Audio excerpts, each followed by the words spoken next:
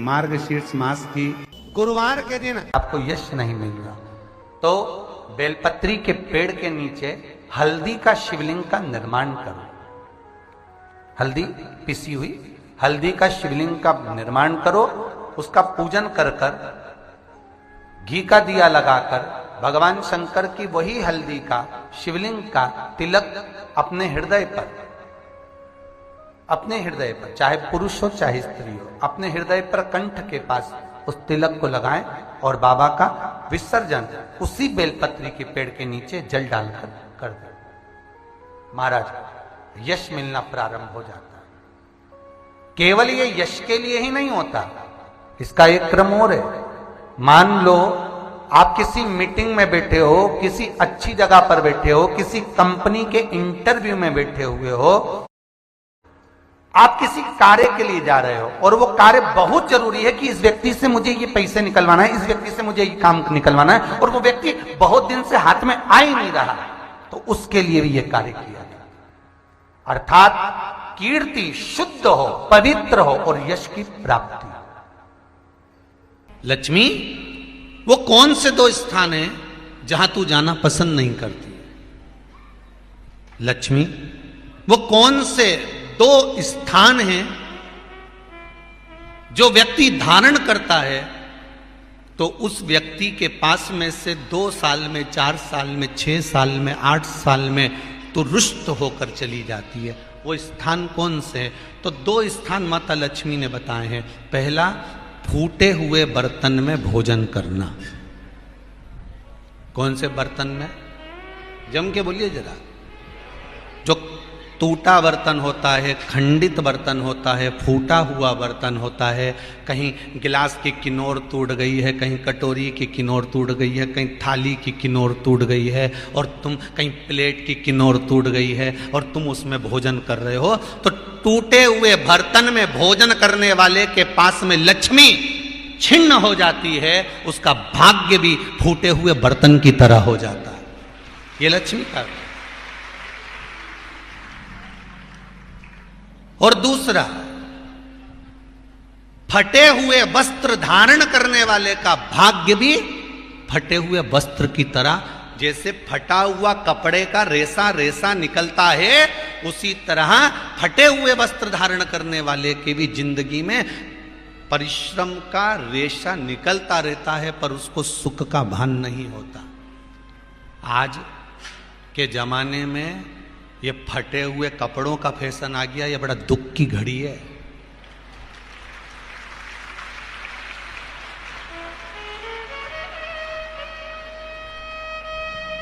ये बड़ी दुख की घड़ी है महाराज, और लोग उसको फैशन समझ रहे हैं। पहले तो कम फटा होता था, पर आज के जमाने में तो इतना इतना फट गया, ऐसा लगता है कि दिवाली का बम चलाने गया था दीपावली पे और बम कपड़ों के बीच में से फट गया।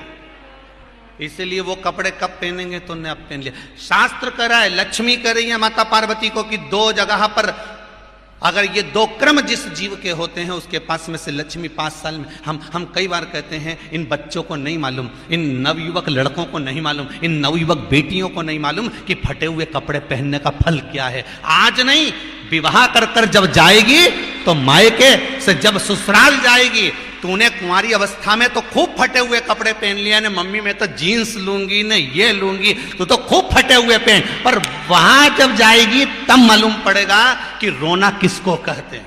आज तो पहन लो, वो उसी में की बात है। कल वाली बात याद कर लो, अभी खाओगे तो कुछ दिन के बाद ब्लड बनेगा, और ब्लड बनेगा तब जाके ये शरीर में दौड़ेगा। आज की आज तुमने रोटी खाई तो क्या आज की आज ब्लड बन गया? जम के तो बोलो रे खरगोन वालों, नहीं बनाना। आज खाया है तो ब्लड 8 दिन में, 4 दिन में, 6 दिन में, 2 दिन में, 5 दिन में, 3 दिन में बनेगा। आज की आज ब्लड नहीं बनेगा।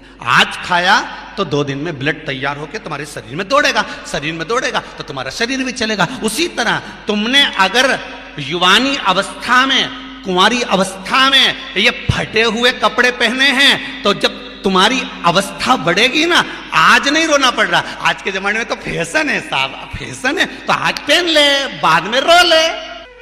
फटे हुए वस्त्र भी धारण नहीं कर। घर की बेटियां, घर के लोग ऐसे कपड़े पहने, ये श्रेष्ठता नहीं है महाराज। थोड़ा सुधार। कहा शरीर को भोगना था, फिर मनुष्य क्यों ये जीव आत्मा क्यों भोग? क्योंकि जीवात्मा मरती नहीं।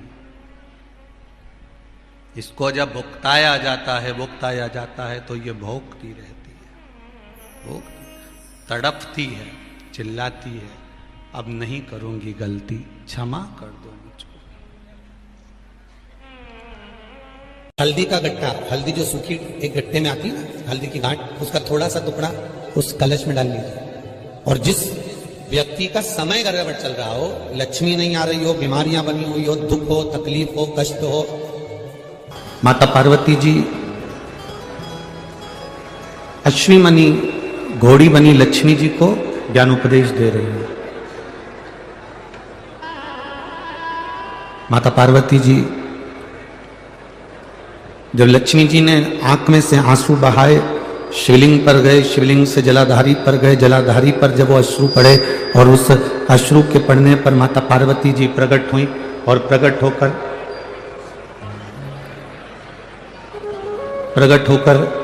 माता पार्वती जी जब सम्मुख में आई, माता पार्वती जब सामने आई तो उन्होंने लक्ष्मी जी को समझाया। माता लक्ष्मी से कहा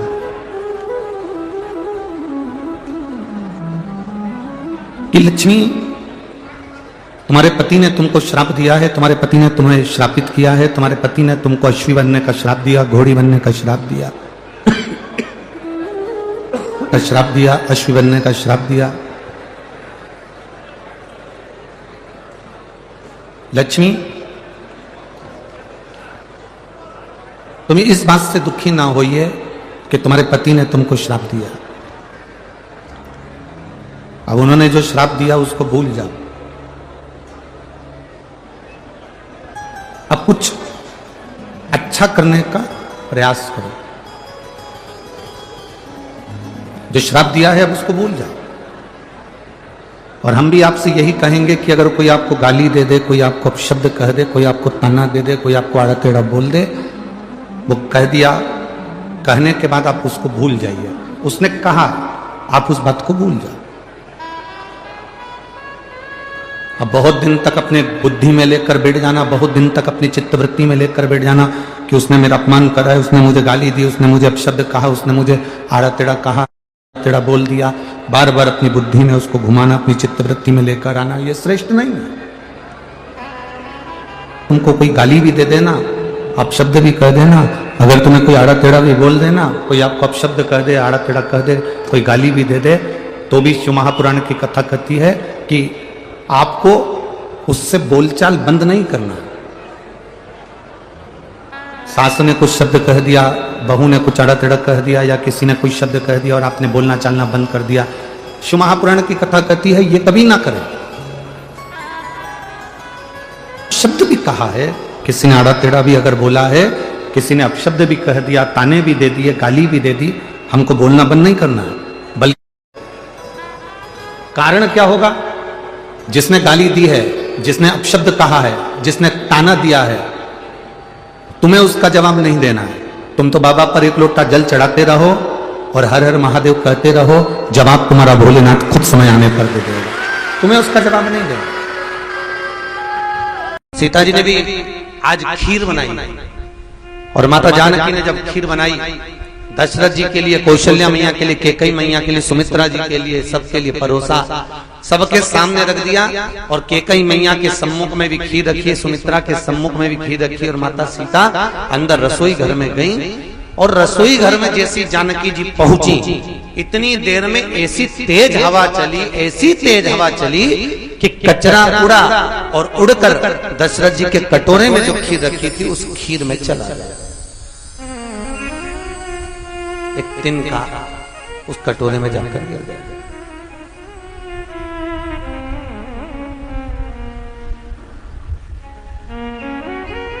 सीता जी ने रावण को क्यों नहीं मारा, उसका प्रश्न का उत्तर है ये। एक तिनका, एक कचरा कटोरे में पड़ा है खीर के, और खीर के कटोरे में जब वो कचरा पड़ा था, तिनका पड़ा था, सीता जी ने देखा मेरे ससुर के पात्र में खीर में कचरा गिर गया, और मैं नई नवीली बहू, अगर आज ससुर के मुख में कचरा देखेंगे ससुर तो क्या कहेंगे, मेरी बहू ने मुझे कचरा डाल कर दे दिया, पहली बार तो बहू ने भोजन दिया है और उसमें भी कचरा दे दिया, करूं तो करूं क्या, जाकर निकाल सकती नहीं हूं, कटोरा बदल सकती नहीं हूं, हंसी उड़ जाएगी मेरी, क्या करा जाए। सीता जी ने झरोके में से झांका, उस कटोरे में पड़े हुए तिनके को माता जानकी ने अपनी दृष्टि से देखा, ऐसा देखा कि कटोरे में पड़ा हुआ तिनका वही जलकर भस्म हो गया। वो तिनका, कटोरे में पड़ा हुआ तिनका वही जलकर भस्म हो गया। जैसे तिनका जलकर भस्म हुआ, दशरथ जी ने देख लिया सीता जी को, सीता जी ने अपनी दृष्टि से कचरे को जला दिया, तिनके को जला दिया। दशरथ जी ने खीर खाई, खीर खाकर दशरथ जी सीता जी के कक्ष में गए। बहुरानी जानकी, ए सीता, पिताजी आप आए, मुझे बुलाना होता मैं आती, क्या बात है, बोलिए पिताजी मेरे को क्यों बुलाया, क्या कारण है, आप मेरे पास में आए, मुझे बुलाते मैं आती, दौड़कर आती, आप बोलो तो सही क्या चाहिए आपको, क्या चाहिए। जानकी तुझसे कुछ मांगना है तो दे देगी। सीता जी कहती है जी पिताजी आप बोलो क्या चाहिए। पहले सौगंध खा राम की कि तुझसे जो मांगूंगा तुझे देना पड़ेगा। सीता जी कहती है पिताजी सौगंध खाने की जरूरत ही नहीं पड़ेगी, आप मांगो तो सही आपको क्या चाहिए, मैं वचन देती हूं कि जो मांगोगे दे दूंगी। सीता तू मुझे वचन दिए और ये वचन टूटना ही चाहिए, नहीं टूटेगा, बोलो क्या चाहिए। दशरथ जी कहते हैं जानकी जैसे आज तूने उस तिनके को देखा ऐसा किसी दुश्मन को भी मत देखना, बस तुझसे इतना सामान और कुछ भी नहीं चाहिए। और आपने देखा होगा जब जब रावण सीता के पास आता था सीता एक तिनका तोड़कर उसको देखती रहती थी। और तिनके को सीता इसलिए देखती थी बेटा इसी तिनके के चक्कर में बचा, नहीं तो अभी तक तो निपटा देती तेरे को। कब का? केवल इस तिनके के चक्कर में बचा, अभी तक तो मैं तेरे प्राणों को हर ले, अभी तक तो मैं तुझे समाप्त कर देती, केवल इस तिनके के चक्कर में तू बचाओ। और ये तिनका तुझे बचा कर रखा है केवल इसके लिए तुम बचाओ। महाराज सीता चाहती तो रावण का संहार करने में देरी नहीं लगी, सीता चाहती तो रावण का संहार करने में एक क्षण की देरी ना होती, पर केवल जो वचन दिया गया था, जो शब्द कहा गया था, जो वचन के संबोधन कहे गए थे कि मैं आपको वचन देती हूं कि जिस तिनके को देखा ऐसा दुश्मन को भी नहीं देखूंगी, इसलिए माता जानकी ने रावण का संहार नहीं करा, नहीं तो सीता तो रावण को कब का मार देती सा, कब का मारने में देरी नहीं लगती। महाराज पतियों को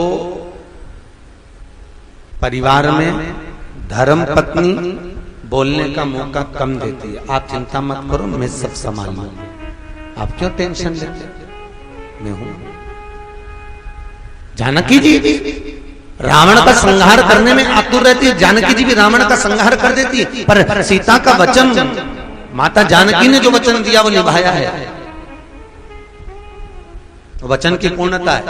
तो महाराज राम जी के प्रकट होने के, राम जी के जन्म लेने के, राम जी के प्राकट्य के भी कुछ कारण हैं, तो रावण के संहार के भी कुछ कारण हैं। क्या रावण सीता को जबरदस्ती अपनी अर्धांगिनी नहीं बना सकता था? क्या रावण सीता को जबरदस्ती अपने भवन में नहीं रख सकता था? केवल उसका कारण इतना था कि एक बार रावण देवलोक में गया और देवलोक में जाकर मेनका को उन्होंने देखा, बड़ी सुंदर थी। रावण ने उसको अपना बनाना चाहा, जैसे ही अपना बनाना चाहा, रावण ने उसका हाथ पकड़ना चाहा, मेनका ने कह दिया मेरा हस्त मत पकड़ना, मैं तुम्हारे भाई कुबेर की बेटे नल कुबेर की धर्म पत्नी हूं और तुम मेरा हस्त कमल पकड़ रहे हो, मैं तुम्हारी बहू हूं। और बहू का हाथ अगर ससुर पकड़े, अच्छी बात नहीं हो तो तुम मेरे काका ससुर, मैं कुबेर की बहू हूं, नल कुबेर की पत्नी हूं और आप मेरा हाथ पकड़ रहे हो, मान जाओ। अंत में रावण ने उस प्राण छूट। आपको पहले भी कथा में कहा, राम किसी को मारे नहीं, ऐसा है मेरा राम, अपने आप मर जाएगा करके खोटा। मेरा राम किसी को नहीं मारता। भगवान अपने ऊपर कभी नहीं लेता कि मैंने किसी का संहार करा, मैंने किसी को मारा, मैंने ऐसा किया, वो कभी नहीं। कल कथा में कहा था आपको कि मंदिर के पीछे, कहां पर, कल कथा में बताया था कि मंदिर की परिक्रमा करते समय मंदिर के पीछे अगर हम प्रणाम करते हैं तो हमारे जीवन के पुण्य, हमारे जीवन का दान, हमारे जीवन का सत्कर्म उसी समय अधर्म में बदल जाता है। उसी समय, जिस समय हमने किसी मंदिर के पीछे प्रणाम करा, अगर परिक्रमा करते समय मंदिर के पीछे हम नमन करते हैं, प्रणाम करते हैं, तो हमारा सत्कर्म, हमारा दान, हमारा पुण्य, हमारा धर्म उसी समय अधर्म में परिवर्तित हो जाता है।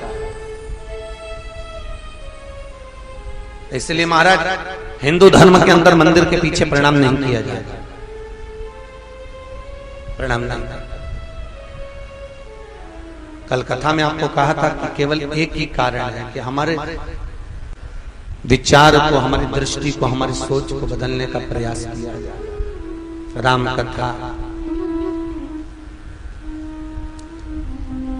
सारे देवताओं ने अगर भगवान राम की स्तुति करी थी तो यही प्रार्थना करी थी कि आपके द्वारा जगत का कल्याण। भगवान ने भी आश्वासन दिया था और सब अपने अपने धाम को चले गए थे।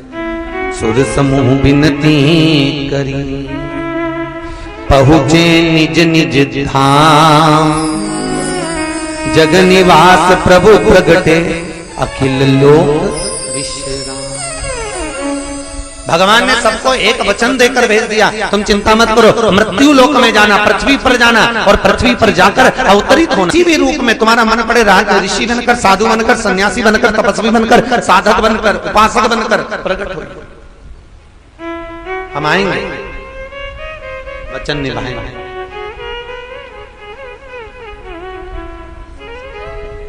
भगवान जब आया, राम जी महाराज जब माता कौशल्या के गर्भ से प्रकट होने वाले थे, बड़ा सुंदर संवाद, बड़ी सुंदरता थी। रावण और कंस, इन दोनों के पैदा होने का क्रम बड़ा विचित्र है।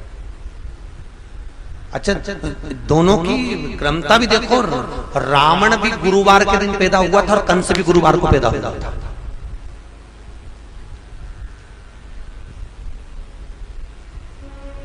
कंस भी गुरुवार को हुआ और राम, और दोनों की क्रमता देखो, वो भी त्रयोदशी को पैदा हुआ था, ये भी त्रयोदशी को पैदा हुआ, कंस भी और रावण। बस अंतर इतना है, ये ब्राह्मण के घर में पैदा हुआ और वो यदुकुल में पैदा हुआ, पर दोनों में बस केवल अंतर इतना था कि जो कंस पैदा हुआ था वो पवन रेखा के गर्भ से पैदा हुआ और वो पवन रेखा 3 दिन की रजस्वला थी, 3 दिन की रजो धर्म धारण करने, 3 दिन की रजो धर्म। और हमारा हिंदू धर्म कहता है, हमारा शास्त्र कहता है कि नारी जब 3 दिन की रजस्वला रहती है, नारी जब 3 दिन की रजो धर्म में रहती है, इसका वर्णन भी हमारा शास्त्र है।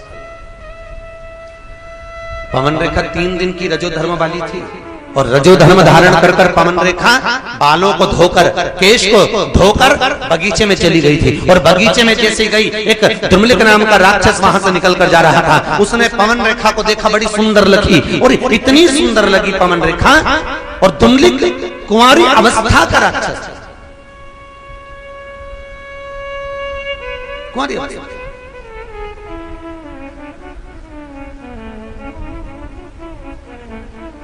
एक तो बहुत सहज सी बात है महाराज, बहुत सहज। हमारे हिंदू धर्म में कहा जाता है सबसे बड़ा आश्रम गृहस्थ आश्रम।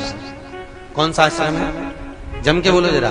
गृहस्थ आश्रम। क्यों कहते हैं गृहस्थ आश्रम? क्योंकि संत बनना, साधु बनना, तपस्वी बनना, जोगी बनना, सन्यासी बनना, साधक बनना, उपासक बनना सरल है, पर एक गृहस्थी बनना कठिन है। अकेले गंगा के घाट पर बैठ के भजन करोगे तो कोई भी कर ले, तुम भी जाके कर सकते हो, अकेले बैठ के तो कोई भी कर ले। पर दिक्कत तो ये है कि परिवार में रहकर, घर में रहकर एक माला तो जप कर बताओ। थोड़ी देर माला जपोगे, जय हनुमान ज्ञान सागर, जय कभी तुम लोग जाकर, इतने में छोरा दौड़ के आगे, मम्मी वो सामान का रखा है, 40 साल चली रही है, पापा ये कहाँ रखा है, मम्मी ये क्या हो गया, मैं पूछा ऐसा पड़ा है, मम्मी ऐसा कैसा। जरा सी देर पूजन करने बैठोगे, उतनी देर में सारा काम तुमको याद है, उतनी देर में सब कुछ। गृहस्थाश्रम सबसे बड़ा आश्रम। संत बनना सरल, तपस्वी बनना सरल, साधक बनना सरल महाराज। तो शास्त्र कहता है विवाह कर कर मरने पर पिंड, तर्पण, तिलांजलि सब प्राप्त हो जाता है, पर कुंवारी अवस्था में मरने पर ना तो तर्पण मिलता है, न पिंड मिलता है, न तिलांजलि मिलती है। जो कुंवारी अवस्था में मर गया, ना तो तर्पण है, ना तिलांजलि है, ना कुछ भाग है। महाभारत का चरित्र उठाइए, कुरुक्षेत्र की भूमि को प्रसन्न करना था, शास्त्र का नियम। भगवान कृष्ण ने अर्जुन, नकुल, सहदेव, भीम, युधिष्ठिर को बुलाया और दुर्योधन को बुलाकर कहा कल ये युद्ध चालू होने वाला है, और युद्ध का नियम है जिस युद्ध की भूमि पर युद्ध होता है उस भूमि को प्रसन्न करने के लिए, चंडी को प्रसन्न करने के लिए, भूमि को प्रसन्न करने के लिए परिवार में से एक एक व्यक्ति की बलि देना पड़ती है। दोनों परिवार में से एक एक व्यक्ति की बलि जाएगी। कल देवी बलि लेने के लिए आई। अरे दुर्योधन तो खुश हो गया, प्रसन्न हो गया, हम तो 100 भाई, अगर एक मर भी गया तो 99 बचेंगे। पर दिक्कत तो इनकी है कि ये तो गिने चुने 5, और 5 में से अगर एक मर गया तो बचे कितने? मात्र 4। युधिष्ठिर को नींद नहीं है। भगवान कृष्ण ने कहा चिंता मत करो, अर्जुन को बुलाओ। अर्जुन आया, प्रभु कृष्ण, वसुदेव, कन्हैया बोलते हैं तू चिंता मत कर, बलि देना है ना। अर्जुन याद कर, तू द्रौपदी को लेकर आया था और माता कुंती के सामने खड़ा करा था, तो माता कुंती ने क्या कहा था भोजन बनाते बनाते? 5 बांट लो। और द्रौपदी 5 पतियों की पत्नी बनी थी। तो द्रौपदी ने एक शर्त रखी थी, मैं जिस पति के साथ रहूंगी 1 वर्ष तक रहूंगी, अगर मेरे पति के कमरे में कोई दूसरा पति आ गया तो उसको 5 वर्ष के लिए बन जाना पड़ेगा। वो बन जाए। अर्जुन, तुम 5 पतियों ने वचन दिया था। द्रौपदी उस समय भीम के कक्ष में थी। एक ब्राह्मण तोड़कर आया कि मेरे बेटे को सिंह उठाकर ले गया। तुम अर्जुन धनुष को ढूंढने के लिए भीम के कमरे में चले गए, ब्राह्मण के बच्चे को तो बचा लिया, पर तुमको 5 वर्ष के लिए बन जाना पड़ा था। अर्जुन कहते हैं बिल्कुल सही है प्रभु, तो करना क्या है? भगवान बोले अर्जुन, तुम 5 वर्ष के लिए जब बन गए थे तो नागों की कन्या उलूपी के साथ में तुमने शादी कर ली थी, और उलूपी के साथ में शादी हुई तो उससे एक बेटा उत्पन्न हुआ था जिसका नाम था अरावन।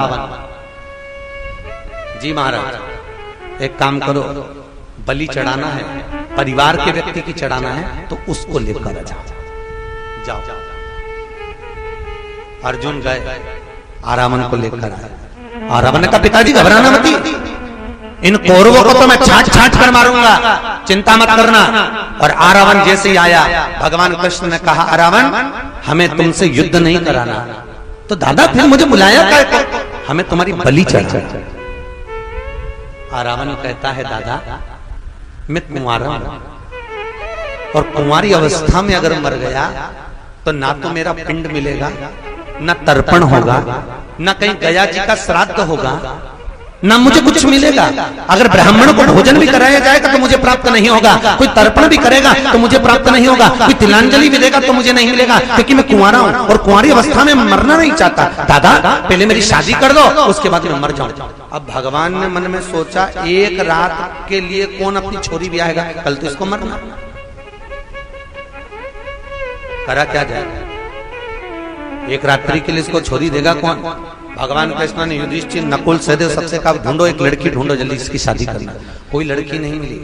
भगवान कृष्ण को लगा अब करा क्या जाए। तब भगवान कृष्ण को याद आ गया कि भगवान शंकर ने भगवान ब्रह्मा को सृष्टि रचना का भार दिया था और ब्रह्मा जी से कहा था, ब्रह्मदेव सृष्टि की रचना करना तो पुरुष और स्त्री ना। तो शंकर भगवान ने अपना अर्धनारीश्वर स्वरूप का दर्शन कराया था। करें दर्शन कभी? अर्धनारीश्वर स्वरूप का दर्शन कराया था कि आधे पुरुष बना दो, आधे स्त्री बना दो। और ब्रह्मा, भगवान विष्णु और शिव चले गए।